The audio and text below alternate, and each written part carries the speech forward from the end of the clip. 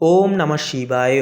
নমস্কার প্রিয় দর্শক বন্ধুগণ, মকর রাশি তথা মকর লগ্ন অনুসারে আগামী 21শে জানুয়ারি থেকে 26শে জানুয়ারি এই সময়কালের মধ্যে মকর লগ্নের জাতক জাতিকাদের লগ্নে কিন্তু যেহেতু সৃষ্টি হয়েছে এই সময়কালে সূর্য, মঙ্গল, বুধ এবং শুক্র গ্রহের অবস্থানের সমন্বয়ে এক বিরল মহাজাগতিক চতুর্গ্রহী রাজযোগ, যার কারণে কিন্তু একান্তই বলা যেতে পারে তিনটি বিশেষ অবিশ্বাস্য করণীয় পরিবর্তন নিজেদের জীবনে অভিসূচক করে আপনারা চলতে পারবেন।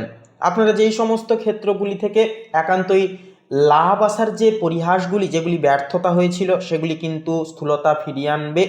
আপনারা একান্তই কিন্তু জীবনে উন্নতির দিকে অগ্রগতি তথা পদক্ষেপগুলি গ্রহণযোগ্য করে চলতে পারবেন।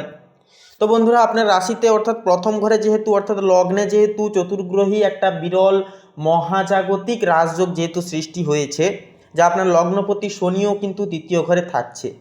পাশাপাশি লগ্নে মঙ্গলের উচ্চাভিলাষী তেজ, অর্থাৎ আপনাদের লগ্নে কিন্তু মঙ্গল উচ্চ অবস্থানে গোচর করছে তথা অবস্থান করছে, এবং এর যে তেজ এবং সূর্যের যে রাজকীয় প্রভাব, যা আপনাকে অদ্যম সাহসী করে তুলবে। 21শে জানুয়ারি থেকে আপনার আত্মবিশ্বাস এতটাই তুঙ্গে থাকবে যে যে কোনো কঠিন কাজ আপনি তুড়ি মেরে সমাধান করতে পারবেন।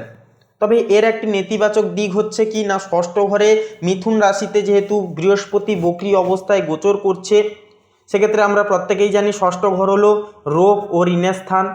তো বৃহস্পতি সেখানে বক্রী অবস্থায় থাকায় আপনার লিভার বা হজম সংক্রান্ত পুরনো কোনো সমস্যা এই সময় কিন্তু পুনরায় একটা দেখা দিতে পারে। কিন্তু যেহেতু আপনার রাশিতেই বুধ এবং মঙ্গল দুজনে একসাথে বসে আছে বা অবস্থান করছে, তাই আপনি সঠিক খাদ্যাভ্যাস এবং শরীরচর্চার মাধ্যমে দ্রুত সুস্থ হয়ে উঠবেন। আপনার চারিত্রিক তেজ এই সময়ে অন্যদের উপর প্রভাব বিস্তার করবে। এরপরের যে বিষয়টি হচ্ছে, আপনাদের ক্ষেত্রে আপনার অষ্টম ঘরে কেতু অবস্থান করছে। জ্যোতিষশাস্ত্র অনুযায়ী অষ্টমস্থ কেতু মানসিক উদ্বেগের একটি কারণ হতে পারে। বিশেষ করে পৈতৃক সম্পত্তি বা পুরনো কোনো পারিবারিক রহস্য নিয়ে আপনার মনে একটা চাঞ্চল্যকর রহস্য তৈরি হতে পারে। কিন্তু এই সমস্ত সমস্যার মোকাবিলা করবে আপনার রাশিতে বসে থাকা শুক্র। শুক্র হলো শান্তির প্রতীক। সে আপনার ব্যক্তিত্বে এমন এক মাধুর্য যোগ করবে যে পরিবারের সদস্যরা আপনার উপর রেগে থাকলেও আপনার সুন্দর ব্যবহার অর্থাৎ ব্যবহারের সামনে তারা নমনীয় হতে অনেকখানি বাধ্য হবে। কেতু আপনাকে আধ্যাত্মিকতার দিকে টানবে, আর লগ্নের গ্রহ চতুষ্টয় আপনাকে সাংসারিক কর্তব্যে অবিচল রাখবে। 21 তারিখ থেকে 26শে জানুয়ারির মধ্যে বাড়ির বড়দের স্বাস্থ্যের দিকে একটুকু নজর দেওয়াটাও কিন্তু প্রয়োজন, কারণ অষ্টমের কেতু হঠাৎ কোনো ছোটোখাটো দুর্ঘটনার একটা ইঙ্গিত সেটা কিন্তু আপনাদেরকে দিতে পারে এই সময়। তাই বলবো, সেই সমস্ত বিষয়ে সাবধান থাকাটাও কিন্তু যথাযথভাবে প্রযোজিত সাব্যস্ত হবে। আর্থিক দিক থেকে এই সময়টি অত্যন্ত রোমাঞ্চকর হবে। আপনার দ্বিতীয় ঘরে অনেকটাই দেখা যাবে যে বিষয়টি, যে দ্বিতীয় ঘরে কুম্ভ রাশিতে যে রাহু অবস্থান করছে, যার কারণে হঠাৎ কোনো প্রত্যাশিত ধন লাভের একটা যোগ কিন্তু তৈরি করে। রাহু যখন দ্বিতীয় ঘরে থাকে তখন মানুষ অনেক সময় একান্তই অন্যায্য পথে বা ঝুঁকি নিয়ে টাকা আয়ের চিন্তা করে। কিন্তু আপনার তৃতীয় ঘরে বসে থাকা শনি একান্তই আপনাকে সাবধান করবে। শনি আপনার রাশির কিন্তু অধিপতি গ্রহ, তাই সে আপনাকে কোনো ভুল পথে পা বাড়াতে দেবে না, সমস্ত ক্ষেত্রে রক্ষাকর্তা হিসেবে কাজ করবে। তো শনির তৃতীয় দৃষ্টি এবং রাহুর অবস্থানের ফলে আপনার উপার্জনে ওঠানামা থাকলেও সঞ্চয় করার এক প্রবল ইচ্ছা কাজ করবে এই সময়। বিশেষ করে 22শে জানুয়ারি এবং 23শে জানুয়ারি বুধের প্রভাবে ব্যবসায়িক যোগাযোগ বা ব্যবসায়িক ক্ষেত্রফল থেকে বড় কোনো চুক্তির সম্ভাবনাও কিন্তু রয়েছে। রাহুর প্রভাবে কথাবার্তার মাঝে মধ্যে কিন্তু কথাবার্তায় চাতুর্যতা আসবে, যা বিপণন বা মার্কেটিং পেশার সাথে যুক্ত ব্যক্তিদের জন্য আশীর্বাদ স্বরূপ হয়ে দাঁড়াবে। এমনকি কর্মক্ষেত্রেও কিন্তু আপনার আধিপত্য এখন প্রশ্নাতীত হবে। লগ্নে সূর্য ও মঙ্গলের যুগলবন্দি অবস্থান আপনাকে একজন একনায়কের মতো শক্তিশালী করবে। আপনার ঊর্ধ্বতন কর্তৃপক্ষ আপনার কর্মদক্ষতায় মুগ্ধ হবে যার কারণে। তবে এখানে একটি ছোট্ট সমস্যা হতে পারে, যে আপনার ষষ্ঠস্থ যে বক্রী বৃহস্পতি, তাকে নিয়ে। কারণ আমরা প্রত্যেকেই জানি যে ষষ্ঠ ঘর যেহেতু শত্রুস্থান, তাই আপনার দ্রুত উন্নতি দেখে, এমনকি দ্রুত ডেভেলপমেন্ট দেখে কিন্তু কিছু গুপ্ত শত্রু নতুনভাবে কিন্তু তৈরি হতে পারে আপনাদের।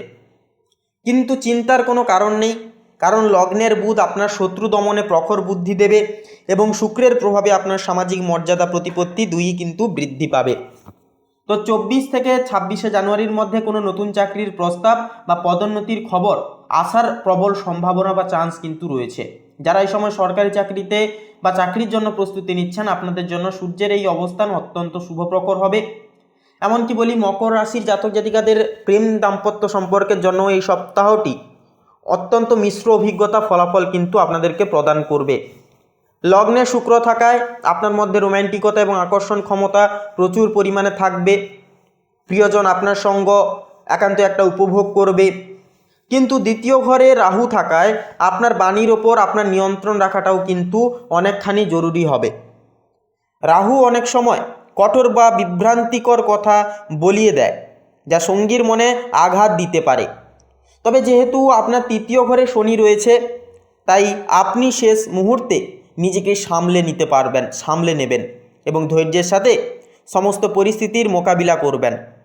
বিবাহিত জীবনে এমনকি স্বামী স্ত্রীর মধ্যে একটা ভুল বোঝাবুঝি হলে তা 26শে জানুয়ারির মধ্যে মিটে যাওয়ার একটা প্রবল সম্ভাবনা আছে, কারণ লগ্নের বুধ সঠিক আলোচনার পথকে প্রশস্ত করবে এই সময়। এরপরের যে বিষয়টি হচ্ছে, এক কথায় বলা যেতে পারে যে এই সময়টি আপনার জন্য পাওয়ার গেমের মতো হবে।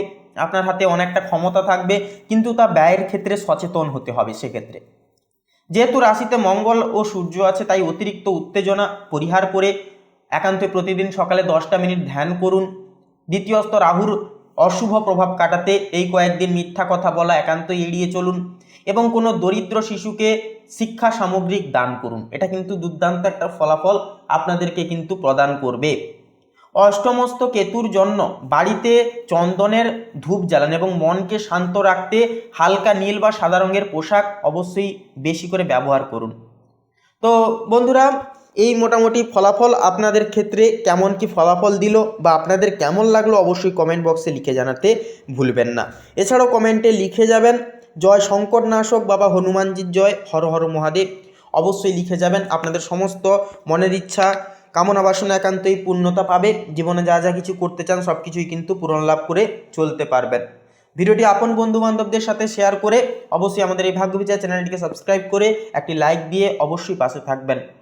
আপনারা ভালো থাকুন, সুস্থ থাকুন, সতর্ক থাকুন। ঈশ্বরের কৃপায় আপনাদের সমস্ত মনের ইচ্ছা মনের কামনা বাসনা একান্তই পূর্ণ হোক। নমস্কার।